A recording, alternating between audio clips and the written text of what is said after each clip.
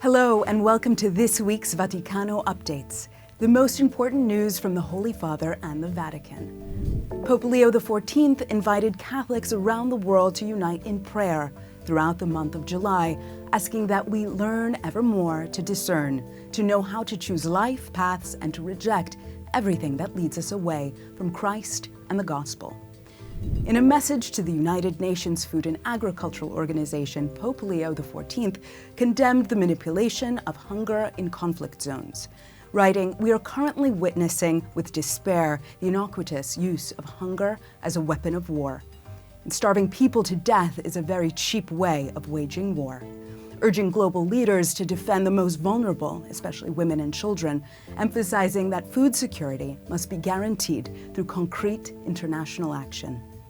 And during a recent audience with women religious from various congregations, Pope Leo XIV praised their commitment, encouraging them to remain grounded in faith. He said that being rooted in Christ allows them to do things they perhaps never thought they could achieve. The Holy Father also reminded them that the creative power of consecrated life flows from this interior foundation.